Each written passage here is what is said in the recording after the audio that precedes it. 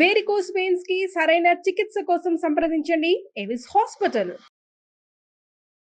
రకరకాల hair oils వాడతామండి. జుట్టు ఊడిపోతుందనో, dandruff ఉందనో, లేకపోతే పిల్లలకి బాల నెరుపు ఉంది, మనకే జుట్టు తొందరగా నెరిసిపోయింది, చాలా ఇబ్బందిగా ఉంటుంది.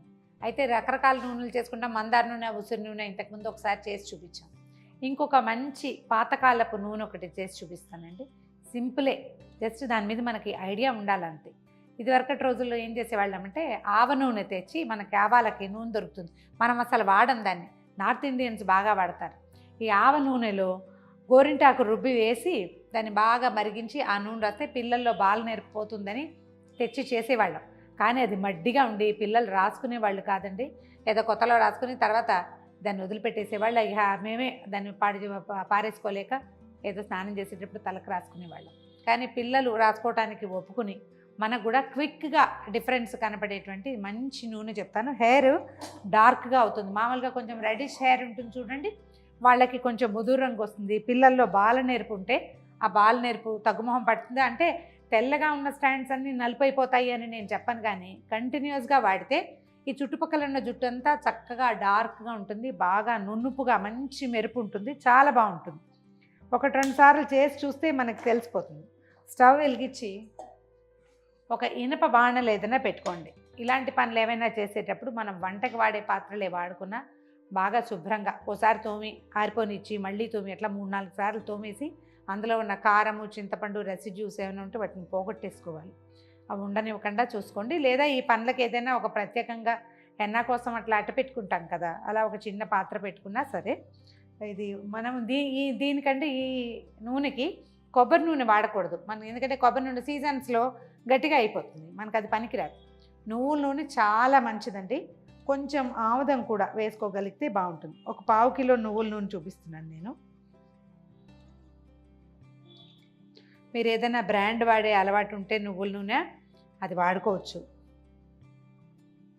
తర్వాత ఏ బ్రాండు అలవాటు లేదండి అంటే గానుగు నూనె తెచ్చుకోవచ్చు అండి. పర్ఫెక్ట్ మంచి నువ్వుల నూనె. పప్పు నూనె వాడద్దండి, నువ్వుల నూనె. పప్పు నూనె అంటే కొంచెం లైట్గా ఉంటుంది, మనం అన్నంలో పచ్చళ్ళల్లో వేసుకుంటాం కదా, అది కాకుండా జస్ట్ ఒక 2 స్పూన్ల ఆముదం వేద్దాం. ఇందులో కొంచెమే వేస్తున్నా, ఎక్కువ వేయట్లా. ఈ ఆముదం కూడా మనకి దొరికే ఈ తెల్ల ఆముదం ఇలా బాటిల్స్లో, మెడికల్ షాపుల్లో లేదా మన సూపర్ మార్కెట్లలో కనపడేది కాకుండా వంట ఆముదం దొరుకుతుంది. ఈ ఆముదం వండుకోవటం కూడా ఒక పని అండి, చెయ్యొచ్చు, కానీ అంత బృహత్తర కార్యక్రమాలు అవన్నీ చేయలేకపోతాం మనం. కొంచెం తెచ్చుకున్న ఆముదం చాలా యూస్ఫుల్ అండి. ఎన్ని రకాల వైద్యాలు చేయొచ్చు. రోజు రాత్రిపూట ఐబ్రోస్కి రాసుకోవచ్చు, కనుబొమ్మలు ఒత్తుగా పెరుగుతాయి, ఐ ల్యాషెస్కి వాడుకోవచ్చు. తర్వాత ఏదైనా కాన్స్టిపేషన్ లాంటివి ఉంటే ప్రతిరోజు రాత్రి పడుకునేటప్పుడు బొడ్డులో ఒక డ్రాప్ ఆముదం వేసుకుని కనుక పడుకుంటే ఒక 20 రోజుల్లో కాన్స్టిపేషన్ ప్రాబ్లం చాలా మటుకు తగ్గుతుందండి. కొంచెం అర్థం చేయాలని చెప్తారు. పిల్లలుంటే వాడుకోవచ్చు. చేతులు అవి బరగ్గా ఉన్నప్పుడు కూడా ఆముదం రాస్తే భలే సాఫ్ట్గా అవుతుంది, బాగా ఉపయోగపడుతుంది. ఈ నూనె వేడెక్కేటప్పుడు మనం ఏం చేద్దామంటే దీంట్లో ఓ 2 స్పూన్ల మెంతుల పొడి, మామూలు మెంతులేనండి, మెత్తగా గ్రైండ్ చేసిన పొడి. ఈ పొళ్ళు ఎందుకు వేసినామంటే మనం దీన్ని వడపోయామన్నమాట. పోసేద్దాం ఇందులో. ఒకవేళ ఈ రేషియో పెంచుకోండి, మీరు 1/2 కేజీ చేయదలుచుకుంటే ఒక 4 స్పూన్ల మెంతి పొడి వేసుకోవాలి. తర్వాత ఓ 2 స్పూన్ల ఉసిరిక పొడి, ఆమ్లా పౌడర్ దొరుకుతుంది మనకి బజార్లో, లేదా ఈ సీజన్లో ఉసిరికాయలని తెచ్చుకుని కాస్త ఎండబెట్టి పొడి చేసుకునే బంగారు తల్లులు ఎవరైనా ఉంటే చాలా మంచిదండి, మనమే చేసుకుంటే. లేదా మనకు బజార్లో దొరుకుతుంది కదా, వాడుకోవచ్చు దాన్ని. కొంచెం కలపండి. ఇందులో మనం మెంతులు గ్రైండ్ చేసి వేయకర్ల, మెంతులే డైరెక్ట్గా వేయచ్చు, ఉసిరిక పప్పే డైరెక్ట్గా వేయచ్చు, పచ్చి ఉసిరికాయలు వేయచ్చు. కానీ నేను ఇలా ఎందుకు వేస్తున్నాను అనేదానికి ఒక ప్రత్యేకమైన కారణం ఉందండి. నేను అవి కూడా చేస్తా, ఇలా ఎందుకు చేస్తున్నానో చెప్తాను.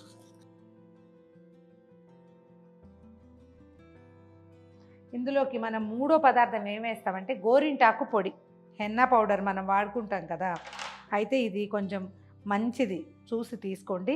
దీంట్లో ఏమైనా కలర్ రావడానికి ఏజెంట్స్ కలిపినవి కాకుండా ఉంటే మంచిది.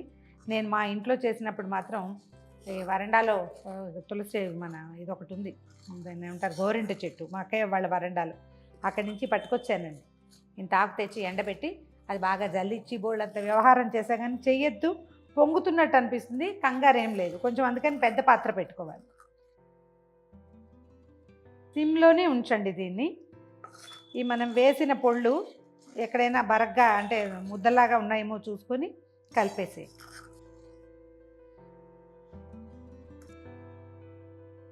దీన్ని మామూలు మందార నూనెలాగా పొయ్యి మీద వదిలేసి పక్క వెళ్ళిపోకండి, దగ్గర ఉంటే 5 నిమిషాల్లో అయిపోతుంది. ఇలా పొంగు వచ్చినట్టుగా కనబడుతుంది, ఏమీ కంగారు లేదు, నురుగ్గా కనిపిస్తుంది. ఈ గోరింట అవి వేగడానికి కొంచెం సమయం తీసుకుంటాయి అన్నమాట.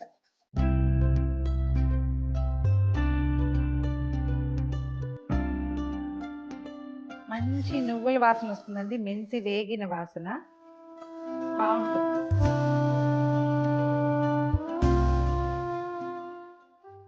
హైలో పెట్టేస్తే మాడు వాసన వస్తుంది, హైలో మాత్రం పెట్టకండి. 8 నుంచి 10 నిమిషాల వరకు దీన్ని స్టవ్ మీద ఉంచితే సరిపోతుంది. అప్పుడు ఏమవుతుంది, ఇప్పుడు ఇది పొళ్ళు మనం వేసి నూనెలో వేసి నానబెట్టిన ఇన్ఫ్యూజ్డ్ ఒక నెల రోజుల పాటు ఇన్ఫ్యూజ్ చేయాలి. పౌడర్స్ అన్నీ కలిపేసి అందులో దాని నిండా మునిగిపోయేలాగా నూనె పోసేసి మూత పెట్టి ఏదైనా డార్క్ ప్లేస్లో పెడితే 2 నెలల పాటు, కనీసం నెల పైనే వదిలిపెట్టేస్తే అప్పుడు ఏమవుతుందంటే ఈ పొళ్ళలో ఉన్న రసం అంతా నూనెలోకి నిదానంగా దిగుతుంది. మనకంత ఓపిక ఉండద్దు, చేద్దాం అనిపించగానే చేసేయాలి కదా, అందుకని కాచేసుకుంటే తొందరగా అయిపోతుంది.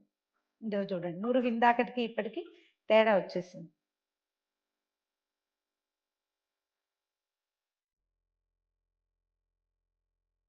మనం ఈ నురుగుని కదిపినప్పుడు మనకి నూనె జాళ్ళు కనపడాలన్నమాట అడుగున. ఇక చూడండి కనిపిస్తుంది కదా, ఇందాక కనపడలేదు, ఇందాకంతా నురుగ్గా ఉంది. ఇప్పుడు చూడండి నూనె జాలు ఎలా కనపడుతుందో అడుగున. అది 12 నిమిషాలు టైం పెట్టుకుంటే సరిపోతుంది.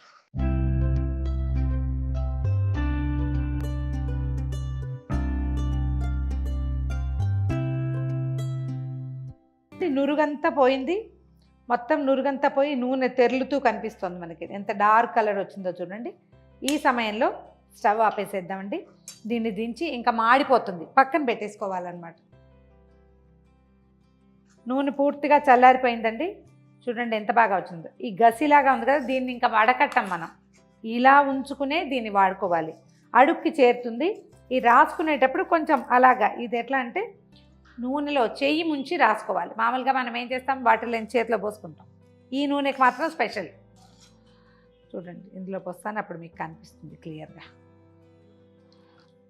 మనం కలిపితే మొత్తం అంతా వచ్చేస్తుంది నూనెలోకి, బాగా సెటిల్ అయితే అలా కనపడుతుంది అనమాట, అడుక్కి వెళ్ళిపోయినట్టు.